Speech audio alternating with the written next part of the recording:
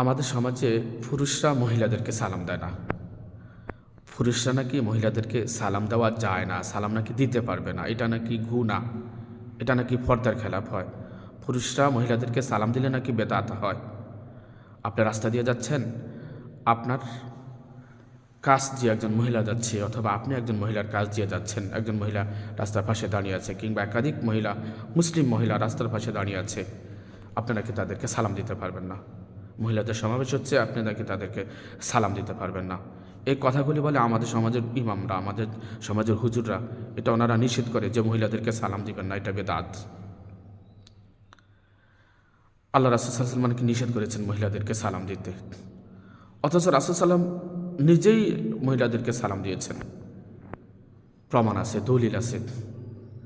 আন আসমা বিনতি ইয়াজিদ রাদিয়াল্লাহু তাআলা আনহা قالت مر علينا رسول الله صلى الله عليه وسلم في نسوة فسلم علينا رواه আবু দাউদ ইবনে মাজাহ ও দারামি। হাদিসটি সহিহ। আবু দাউদে হাদিসটি আসছে, ইবনে মাজাহতে আসছে, দারামিতে হাদিসটি আসছে। আসমা বিনতি ইয়াজিদ রাদিয়াল্লাহু তাআলা আনহা থেকে বর্ণিত, তিনি বলেন কলাত মার আলাইনা রসুল্লাহ সাল্লাল্লাহু আলাইহি ওয়াসাল্লাম, যে রসুল্লাহ সাল্লাল্লাহু আলাইহি ওয়াসাল্লাম আমাদের মহিলাদের সমাবেশের সামনে দিয়ে যাচ্ছেন, সমাবেশ দিয়ে যাচ্ছেন রসুল্লাহ সাল্লাল্লাহু আলাইহি ওয়াসাল্লাম। তখন ফি নিসওয়াতিন ফাসাল্লামা আলাইনা, তিনি আমাদেরকে উদ্দেশ্য করে, আমাদের মহিলাদেরকে উদ্দেশ্য করে তিনি সালাম দিলেন। তো রাসূলুল্লাহ সাল্লাল্লাহু আলাইহি ওয়াসাল্লাম মহিলাদের সমাবেশ দিয়ে যাচ্ছেন, তিনি মহিলাদেরকে উদ্দেশ্য করে সালাম দিলেন। এটা কি উম্মতের জন্য শিক্ষা না? রাসূল সাল্লাল্লাহু আলাইহি ওয়াসাল্লাম কি আমাদের শিক্ষক না? উনি কি বলেন না যে বুইস্তু মুআল্লিমা, আমি লোকেদের শিক্ষক হিসাবে প্রেরিত হয়েছি, আমি লোকেদের শিক্ষক হিসাবে এসেছি। তাহলে রাসূল সাল্লাল্লাহু আলাইহি ওয়াসাল্লাম যদি আমাদের শিক্ষক হয়, তিনি যা করেছেন সেটা আমরা কেন করব না? আমরা কেন বলবো যে মহিলাদেরকে সালাম দেওয়া যায় না? আপনার মা কি, আপনার স্ত্রী কি মহিলা না?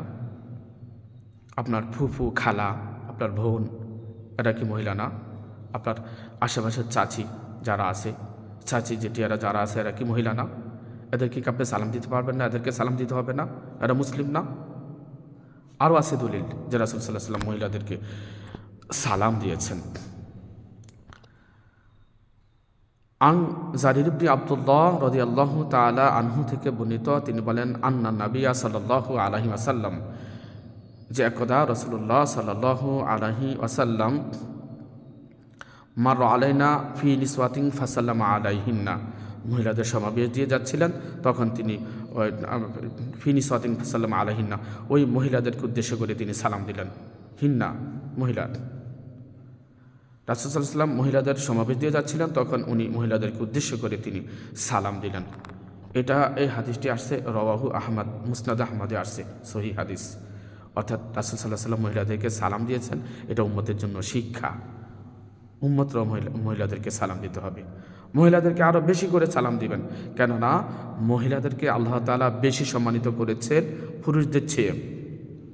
পুরুষ থেকে মহিলাদেরকে আল্লাহ তাআলা বেশি সম্মানিত করেছেন, বেশি মর্যাদা দিয়েছেন। কেন?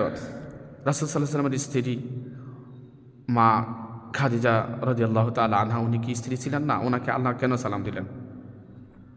একদিন জিবরাইল আলাইহিস সালাতু ওয়াস সালাম মুহাম্মদ সাল্লাল্লাহু আলাইহি ওয়াসাল্লামকে এসে বলতেছেন, ইয়া রাসূলুল্লাহ, আমি আপনাকে জানাই, আপনাকে বলি যে আল্লাহ তাআলা খাদিজাকে সালাম দিয়েছেন, সালামুন কওলাম মির রব্বির রহিম, সালামুন কওলাম মির রব্বির রহিম, আল্লাহর পক্ষ থেকে সালাম, আল্লাহর পক্ষ থেকে সালাম। কাকে? খাদিজাকে। খাদিজা মহিলা ছিলেন। তাছাড়া আল্লাহ তাআলা বলেন, ইয়া আইয়ুহাল্লাযীনা আমানু লা তাদখুলু বুয়ুতান গায়রা বুয়ুতিকুম হাত্তা তাস্তানিসু ওয়া তুসাল্লিমু আলা আহলিহা যালিকুম খায়রুল লাকুম লাআল্লাকুম তাযাক্কারুন।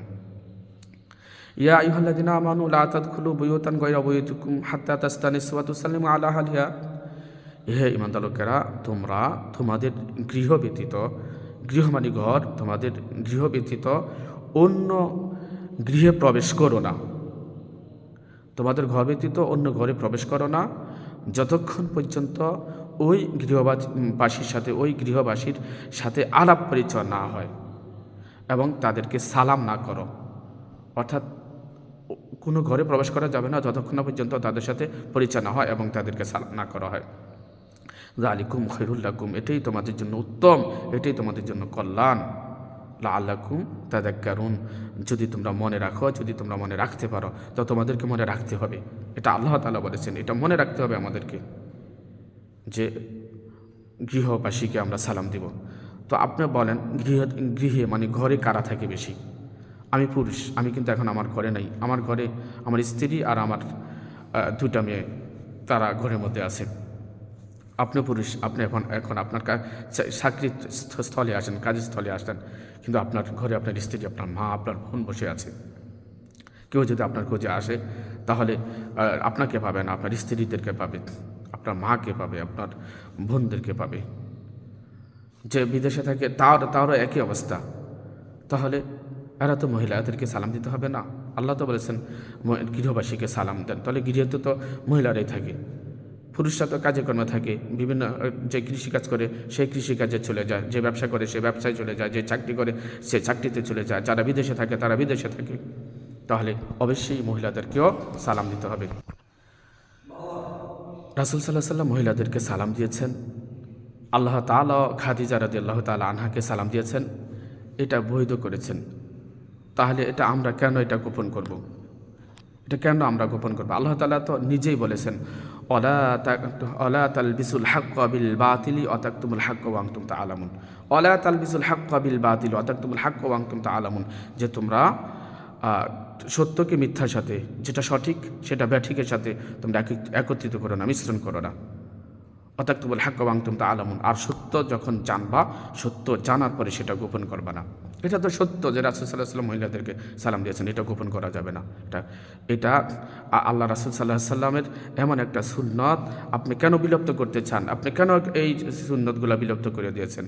রাসূলুল্লাহ সাল্লাল্লাহু আলাইহি ওয়াসাল্লাম বলেছেন, তাহাবাবতুম আফসুস সালাম বাইনাকুম, যে তোমরা সালামের প্রচলন করো, সালাম দেওয়া লোকেদেরকে সালামের প্রচলন করো, নিরাপদে থাকবা। আর আমরা এগুলাকে বিলুপ্ত করে দিচ্ছি, আমরা এগুলাকে বিলুপ্ত করে দিচ্ছি।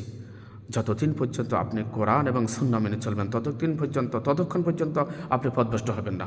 আর আপনি যদি কোরআন সুন্নাহ থেকে সরে যান, আপনি পথভ্রষ্ট হয়ে যাবেন। আপনি নিজের মন গড়া কথা কেন বলেন? নিজের থেকে আপনি কেন কথা বলেন? আল্লাহ তাআলা কি বিদায় হয়ে যেতেন বলে না, তারাকতু ফীকুম আমরাইনি লাং তাদিল্লু মা তামাসসাকতুম বিহিমা কিতাবাল্লাহি ওয়া সুন্নাত রাসূলি, যে আমি তোমাদের কাছে দুটি সাবজেক্ট রেখে যাচ্ছি, দুটি বিষয় যে রেখে যাচ্ছি। অনেকে বলে জিনিস কি? জিনিস হচ্ছে কানের দুল, খাবার প্লেট, ল্যাপ তোষক, এটা সেটা। সাবজেক্ট রেখে যাচ্ছে, সাবজেক্ট বিষয়।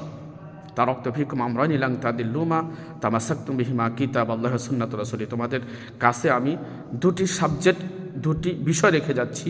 যতদিন পর্যন্ত তোমরা এই দুটি বিষয় আঁকড়ে ধরবে ততক্ষণ পর্যন্ত তোমরা পথভ্রষ্ট হবে না। সেটি হচ্ছে কি?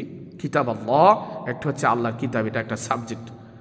সুন্নাত রাসূলি, এবং রাসূলুল্লাহ সাল্লাল্লাহু আলাইহি ওয়াসাল্লামের সুন্নাহ হাদিস, এটাও একটা সাবজেক্ট। এই কোরআন এবং সুন্নাহ যতদিন পর্যন্ত তোমরা আঁকড়ে ধরে রাখবে, এটার উপর আমল করবে, ততক্ষণ পর্যন্ত তোমরা পথভ্রষ্ট হবে না। এই জন্য ভাই, কোরআন কি বলেছে আমরা সেদিকে তাকাবো, রাসূল সাল্লাল্লাহু আলাইহি ওয়াসাল্লামের হাদিস কি বলেছে, আমাদের প্রিয় নবী কি বলেছে, আমরা সেদিকে তাকাবো।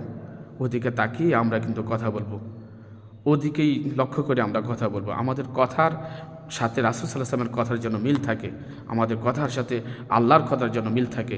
আমরা না জেনে একটা কথা বলে দিব না। আমরা বলে দিই যে মহিলাদেরকে সালাম দেওয়া যায় না।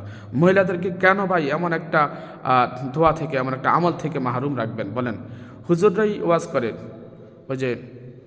ওই কী বলে, জুমার সময় যখন খুতবা দিয়ে দেখি, প্রথমে সালাম দেয়, আসসালামু আলাইকুম রহমতুল্লাহ, অথবা সালাম দিচ্ছি মহিলা পর্দার আড়ালে মা ও বোনদেরকে, মসজিদে যারা আছে তাদেরকে, পর্দার আড়ালে মা বোনদেরকে সালাম দিচ্ছি।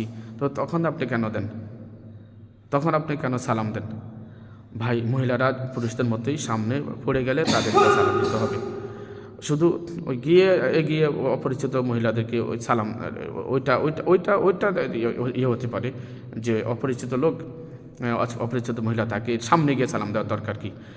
সে যদি সামনে আসে বা সে যদি সামনে পড়ে যায় তাহলে তাকে সালাম দিব। রাসূলুল্লাহ সাল্লাল্লাহু আলাইহি ওয়াসাল্লাম বলেছেন, আসসালামু কাবলাল কালাম, আগে সালাম করো তারপরে কথা বলো। যদি নিজের আত্মীয় স্বজন হয় আগে সালাম করবো তারপরে কথাবার্তা বলবো। মহিলাদের মধ্যেও যদি নিজেদের আত্মীয় স্বজন হয় তাহলে আগে সালাম করব তারপরে কথা বলবো। মহান আল্লাহ তাআলা যেন আমাদেরকে এমন একটা বৃহত্তম আমল থেকে যেন বিরত না রেখে আমাদের মা বোন আত্মীয় স্বজন যত মহিলা আছে আমরা সকলকেই সালাম করব। পুরুষদের সমান সমান মহিলাদেরকেও সালাম করব, কেননা আল্লাহ তাআলা মহিলাদেরকে বেশি মর্যাদা দিয়েছে। আল্লাহ তাআলা যেন বুঝার তৌফিক দান করেন। সুবহানাকা আল্লাহুম্মা ওয়া বিহামদিকা আশহাদু আল্লা ইলাহা ইল্লা আনতা আস্তাগফিরুকা ওয়া আতুবু ইলাইক। আসসালামু আলাইকুম ওয়া রাহমাতুল্লাহি ওয়া বারাকাতুহু।